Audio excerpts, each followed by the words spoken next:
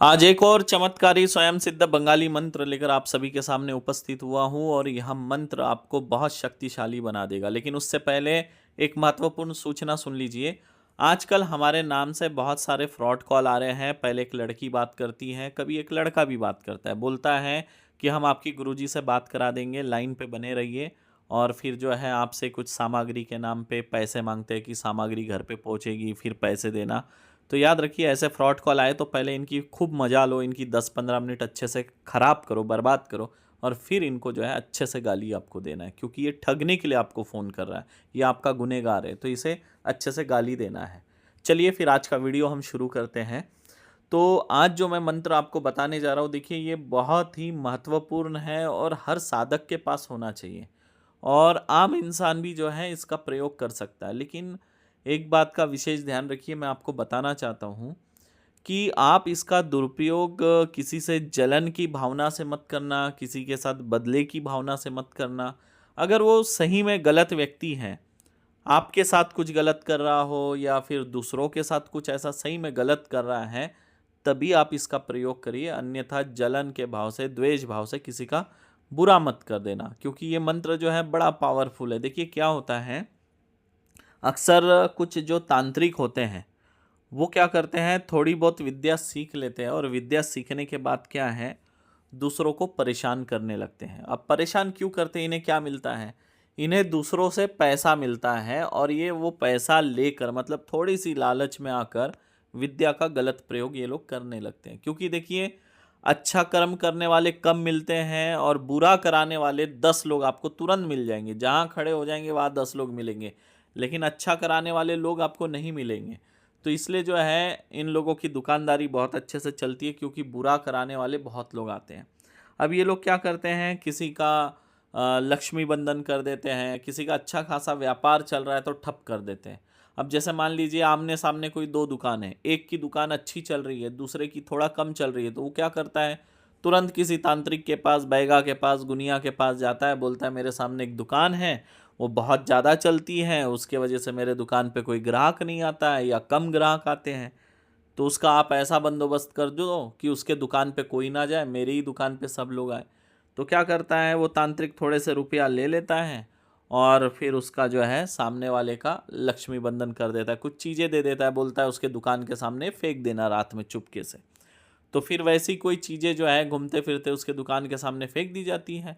तो फिर क्या होता है, परिणाम स्वरूप उसका लक्ष्मी बंधन हो जाता है। धीरे धीरे 15-20 दिनों के बाद उसका व्यापार जो है, जहाँ 10,000 रुपये का होता था, वो सीधा 1,000 रुपये पे आ जाएगा।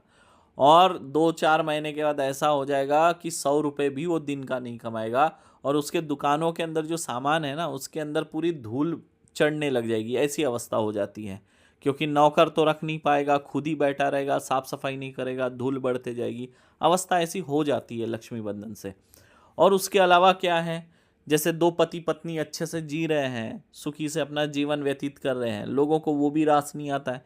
कई बार तो उनकी घर में कुछ रहने वाले, जलने वाले जो लोग हैं वही लोग करा देते हैं। देखो, जब परिवार में कोई नया सदस्य आता है तो पुराने सदस्य को ऐसा लगने लगता है, अरे इसके आने से मेरी वैल्यू कम हो गई, तब भी तंत्र हो जाता है। कई बार जो है कुछ अपने ही होते हैं वो कर देते हैं। कई बार ऐसा होता है, जिस घर में नई नई बहू आई है, उस परिवार के जो शत्रु होते हैं वो लोग भी क्या करते हैं, बहू के ऊपर तंत्र करते हैं, ताकि क्या है, पूरा परिवार डिस्टर्ब हो जाए। जब बहू बीमार रहेगी तो परिवार परेशान रहेगा।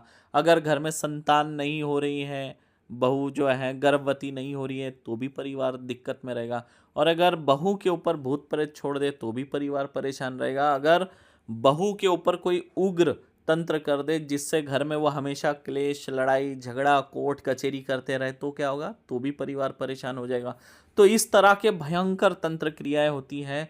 कुछ लोग क्या करते हैं, रोगों से ग्रसित कर देते हैं। अच्छा खासा चलता फिरता व्यक्ति रहता है और देखेंगे एकदम तंदुरुस्त है, एकदम फिट है, एकदम बॉडी बिल्डर है, और कुछ दिनों के बाद क्या होगा, आप देखेंगे अचानक ऐसा उसको रोग जकड़ लेगा जिसकी कोई कल्पना सपने में भी नहीं कर सकता है कि इसे ऐसा रोग हो सकता है। और वो बेचारा सूखते सूखते इलाज तो बहुत कराता है, डॉक्टरी इलाज, लेकिन फिर भी कोई लाभ नहीं होता, और दिन ब दिन वो सूखते चला जाता है और अंत में वो मृत्यु को प्राप्त हो जाता है। तो ऐसा भी तंत्र होता है। विद्वेषण तंत्र कर देते। विदेशन तंत्र करने से फिर क्या होता है कि मतलब उस व्यक्ति के ऊपर ऐसी स्थिति बन जाती है कि उसको सब कुछ छोड़ छाड़ के भागना पड़ता है, पलायन करना पड़ता है।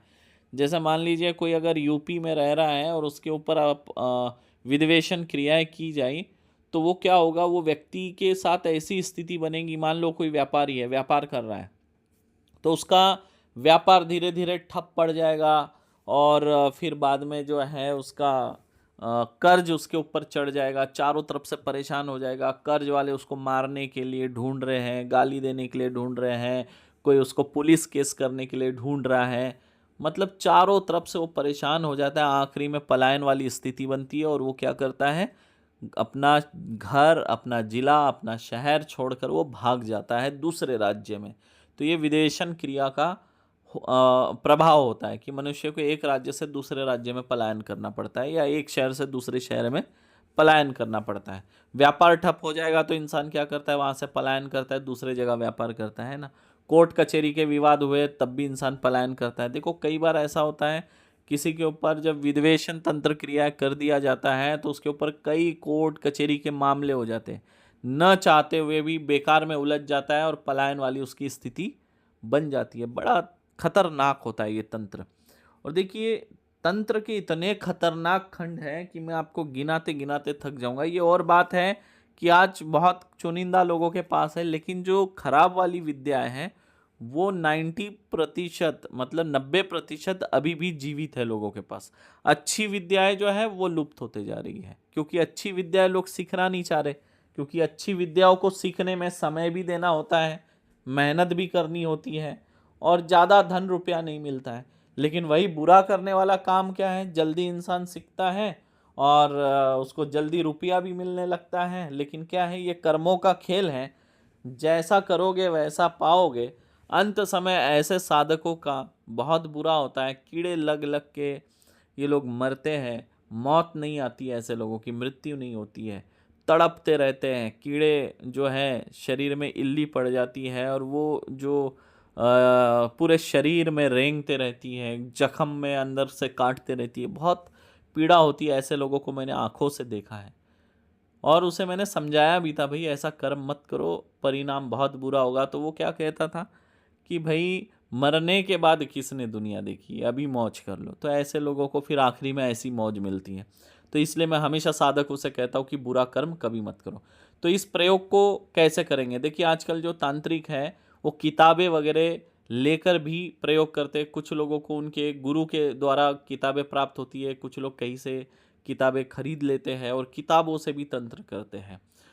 आजकल बुरी विद्याओं की किताबें होती है और वो गुरु परंपरा से एक दूसरे को देते आते थे, शिष्य को दे देता था, शिष्य फिर बूढ़ा होता था वो अपने शिष्य को देता था।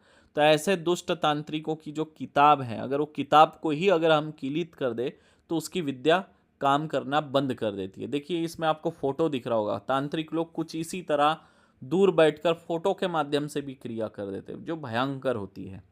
देखिए ऐसे दुष्ट तांत्रिकों की अगर हम विद्या बांधना चाहते हैं तो इनके गुरु के द्वारा जो प्राप्त बही है, किताब है, उसको हमें किलित करना होगा। वो किताब किलित होते ही इनकी विद्या पूरी तरह किलित हो जाती है। तो उसके लिए हमें क्या करना है, एक मिट्टी की हांडी लेना है और उस हांडी में एक मुट्ठी काली उड़द, साबुत उड़द डालेंगे, एक मुट्ठी हम गेहूं का आटा डालेंगे और उसमें एक मुट्ठी किसी पीपल के पेड़ के नीचे की मिट्टी डाल दो या फिर किसी शमशान की मिट्टी एक मुट्ठी डाल दो और काले कपड़े से उस हांडी का मुख बांध दो।